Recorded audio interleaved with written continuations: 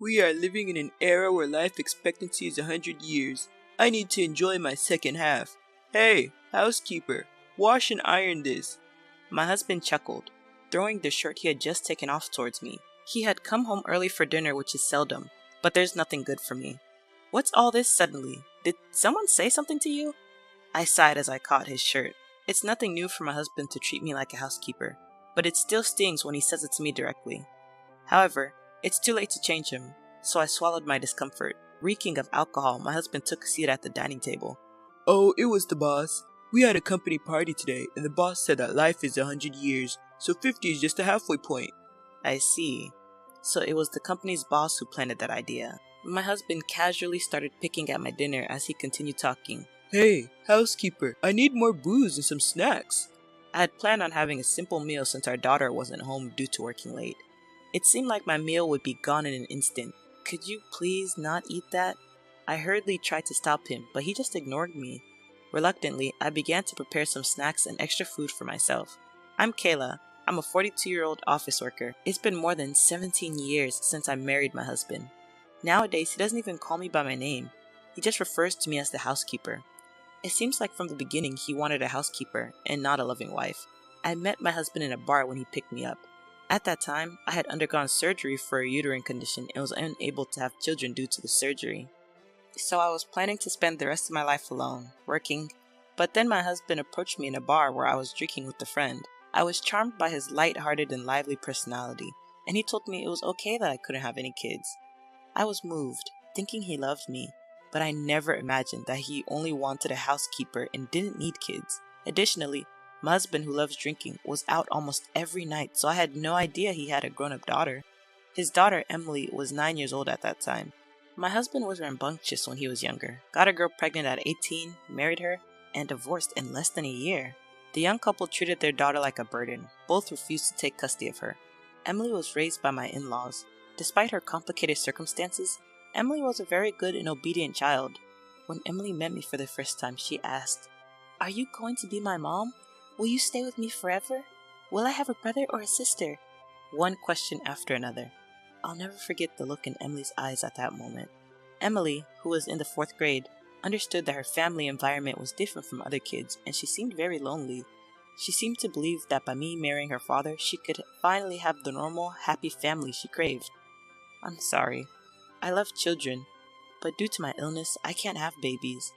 But instead, I promise to take good care of you, Emily. I see. Yes, I understand.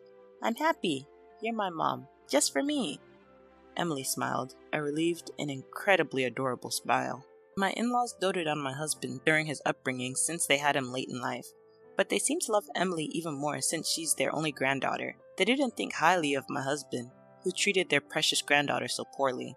Initially, they worried I might be the same type as my husband's ex-wife, and that Emily might get hurt. They had complicated feelings about me. But my elderly in-laws needed someone to take care of Emily, and that's where our interests aligned. I was dealing with the issue of infertility, and my once abandoned dream of having a child could come true if I considered Emily as my own. It didn't take much time for Emily, who was starved for love, and me, who wanted a child, to become like a real mother and daughter. My in-laws, who were initially worried, probably understood that I cherished Emily. Gradually, a trustful relationship was built. Though we were married, my husband soon lost interest in family life.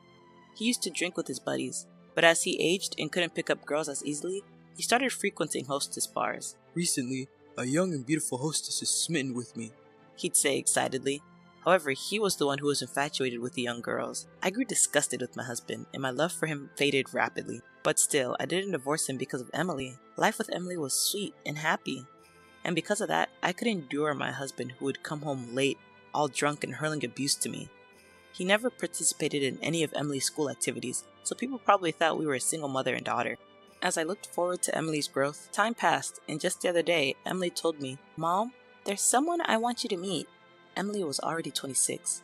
I knew she had a boyfriend and heard about him from time to time, but the day had come when she wanted to introduce him formally.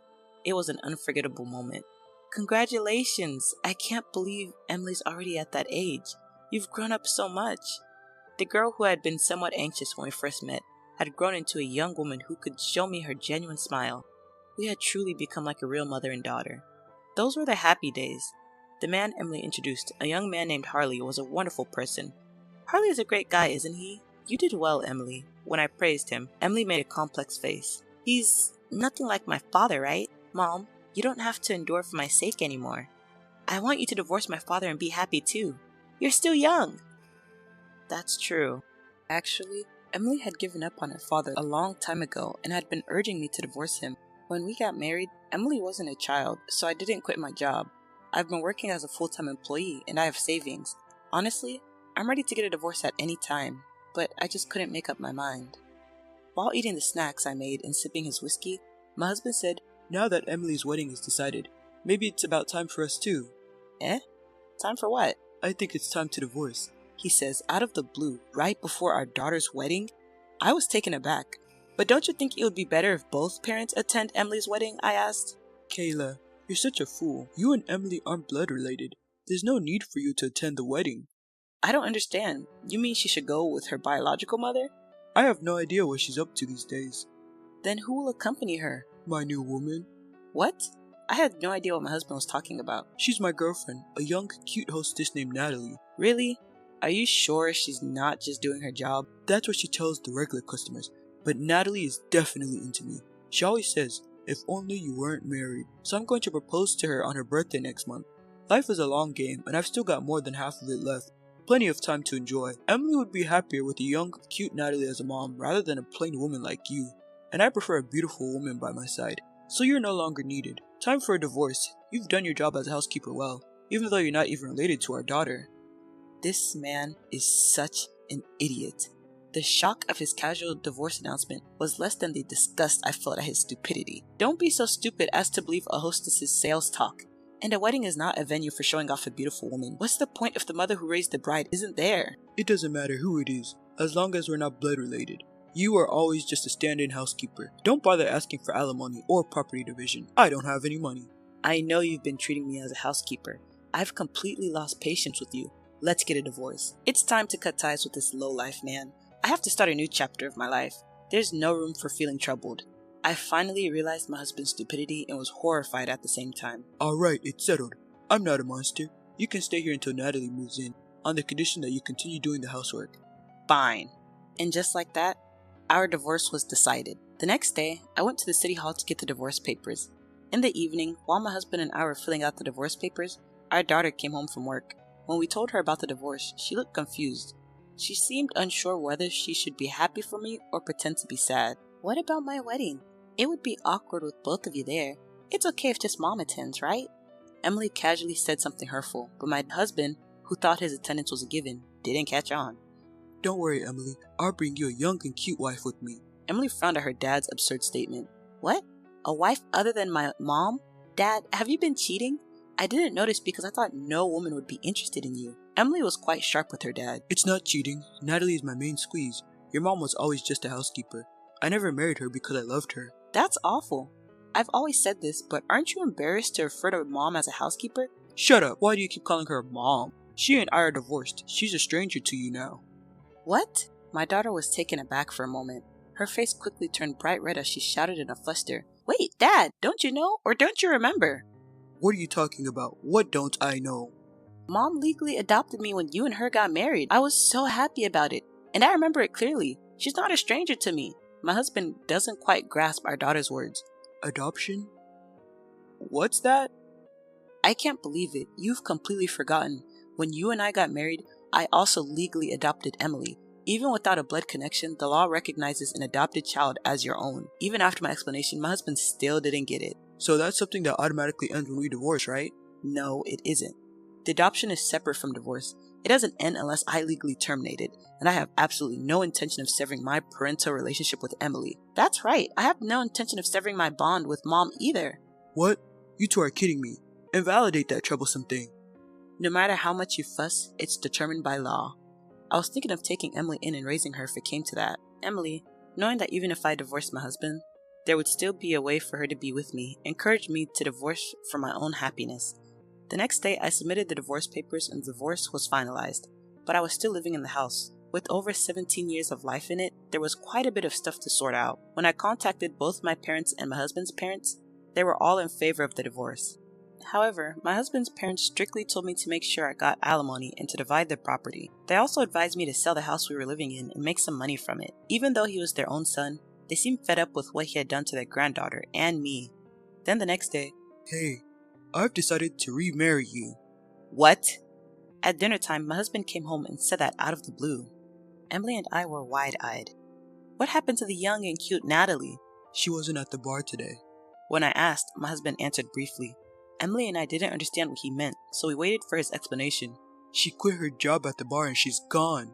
My husband repeated almost the same words again and again, but Emily and I kind of got the gist of it. Apparently, my husband's belief that he was being loved by a young girl was a product of his inflated ego.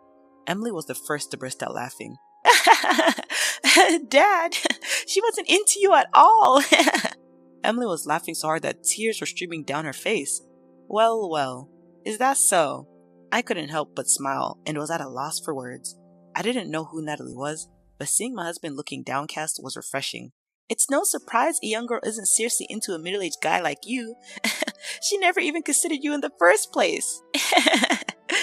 Emily was laughing hysterically and my husband was getting angry. Emily, how dare you say that to your father? Natalie was going to become your mother. I already have a mother, and I don't need a father. My daughter didn't back down either, and I did my best to suppress my laughter. What a disgraceful child. Hey, Kayla, it's your fault for raising her this way. Mom's not to blame, Emily retorted. I got the brunt of my husband's misplaced anger, but my daughter quickly defended me.